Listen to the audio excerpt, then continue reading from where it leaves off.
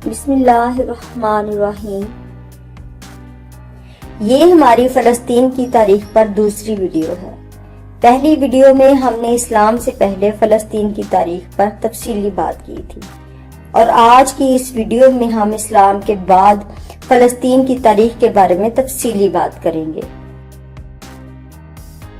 13 ہجری یعنی 634 عیسوی میں حضرت عمر فاروق رضی اللہ تعالیٰ عنہ کی خلافت کے دوران خالد بن ولید کی سربراہی میں ہونے والی جنگ اجنبین کے بعد فلسطین پر مسلمانوں کی حکومت قائم ہوئی۔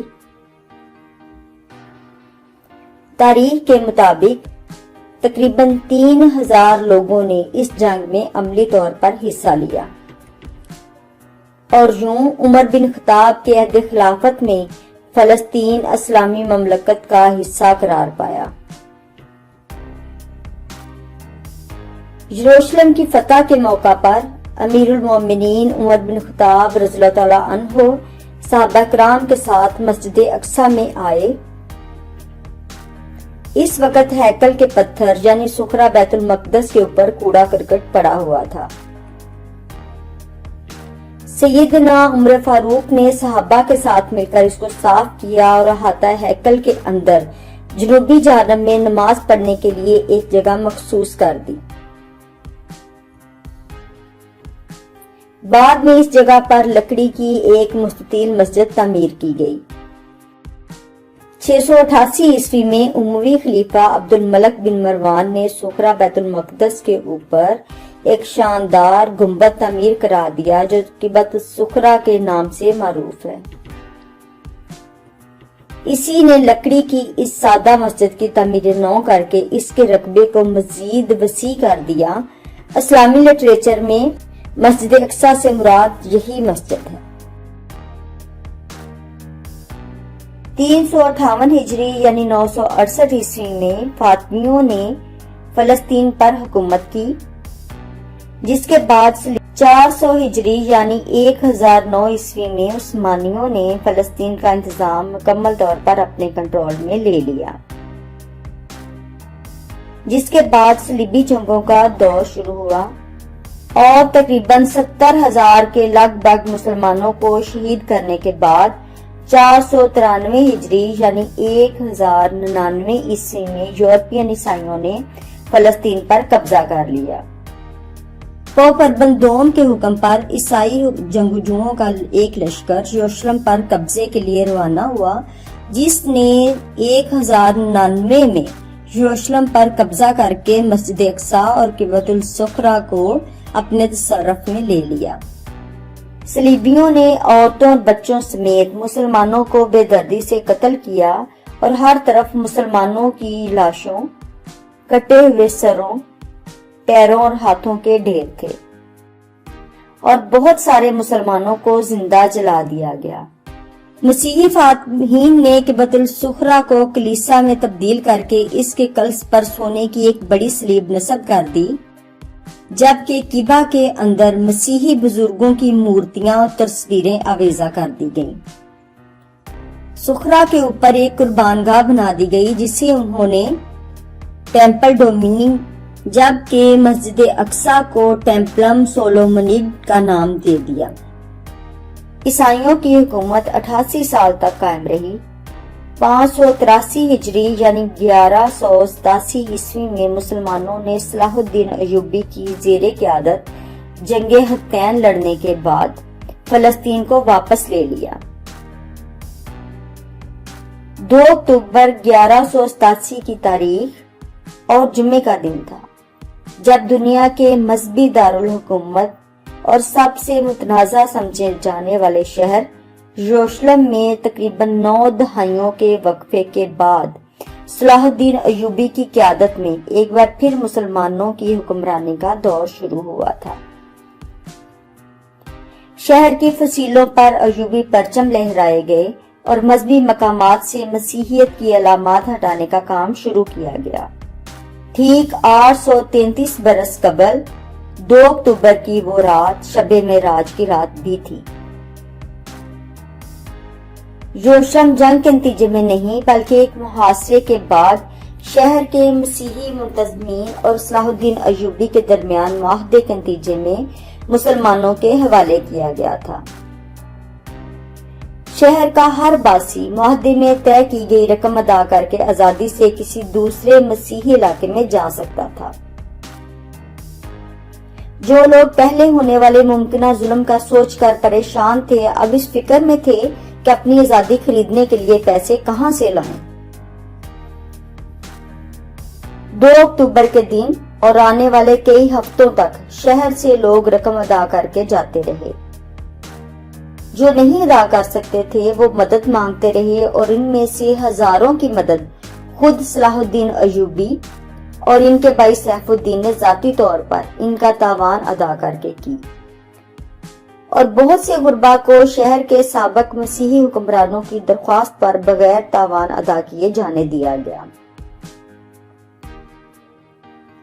مورخ جانتھن فلپس نے صلاح الدین ایوبی کی زندگی پر اپنی کتاب The Life and Legends of Sultan Saladin میں لکھا ہے کہ یروشلم کے مسیحی شہریوں کو کچھ ایسا دیکھنے کو نہیں ملا کہ جس کی وہ توقع کر رہے تھے۔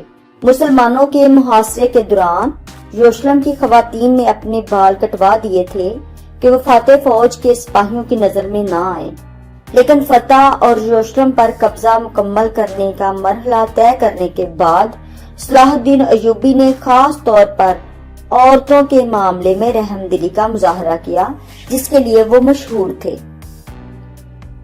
وہ ان کو فروخت بھی کر سکتے تھے یا اپنے فوجیوں کے حوالے بھی، لیکن انہوں نے ایسا نہیں کیا کیونکہ ان کا جذبہ سچا تھا۔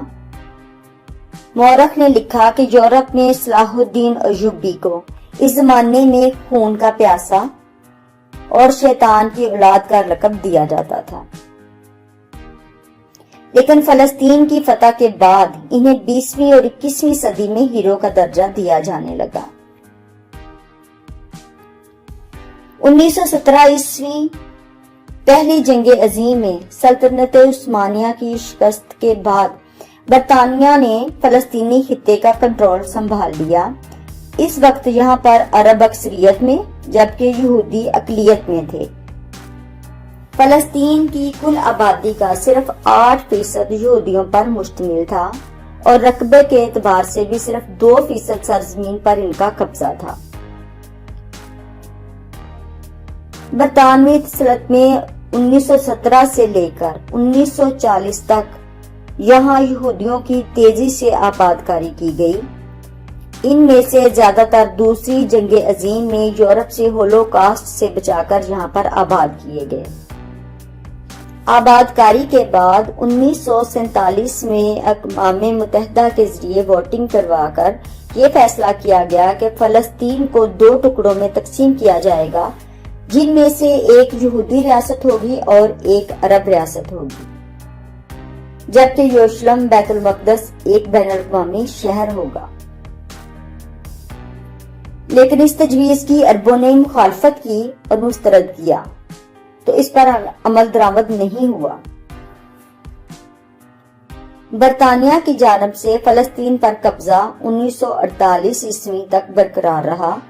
1948 میں اسرائیل کے فلسطینی علاقوں پر قابض ہونے کی راہ ہموار کرنے کے بعد برطانوی حکمران یہ مسئلہ حل کیے بغیر ہی یہ خطہ چھوڑ کر چلے گئے، اور ساتھ ہی یہودی رہنماؤں نے اسرائیل کی ریاست کے قیام کا اعلان کر دیا، جس کے بعد 1967 میں اسرائیل نے بیت المقدس پر بھی قبضہ کر لیا۔ 1967 عیسوی کی عرب اسرائیل جنگ میں اسرائیل نے مشرقی یروشلم پر بھی قبضہ لیا، جس میں مسجد اقصی واقع ہے، جس کا مکمل کنٹرول اسرائیلی فوج نے سنبھال لیا۔ تاہم اسرائیلی وزیر دفاع موشے دیان نے احاطہ مقدسہ کی چابیاں اردن کے حکمران ہاشمی خاندان کے سپرد کر دی۔ اس وقت سے اس احاطے اور اس سے ملحق بعض عمارتوں کی چابیاں اس خاندان کے پاس ہیں، جو اس کے جملہ امور کی دیکھ بھال کا ذمہ دار ہے۔ 21 اگست 1969 عیسوی کو ایک آسٹریلوی یہودی ڈینس مائیکل روہان نے قبلہ اول کو آگ لگا دی، جس سے مسجد اقصی 3 گھنٹے تک آگ کی لپیٹ میں رہی اور جنوب مشرق کی جانب عین قبلہ کی طرف کا بڑا حصہ گر پڑا۔ محراب میں موجودہ منبر بھی نظر آتش ہو گیا، جسے صلاح الدین ایوبی نے فتح بیت المقدس کے بعد نصب کیا تھا۔ یاد رہے کہ 1799 عیسوی میں نیپولین بوناپارٹ پہلا یورپی لیڈر تھا جس نے یہودیوں کو فلسطین میں ایک یہودی ملک کے قیام کی دعوت دی تھی۔ اس کے سال ہر سال بعد بھی 1897 عیسوی میں سوئٹزرلینڈ میں پہلی یہودی کانفرنس منعقد ہوئی اور یہ فیصلہ کیا گیا کہ سرزمین فلسطین کو یہودی بنانے کے لیے ایک بامقصد پالیسی پر عمل درآمد کیا جائے اور یہاں سے فلسطین اور فلسطین پر قابض یہودیوں کے درمیان ظلم و جبر کی جنگ کا آغاز ہوا۔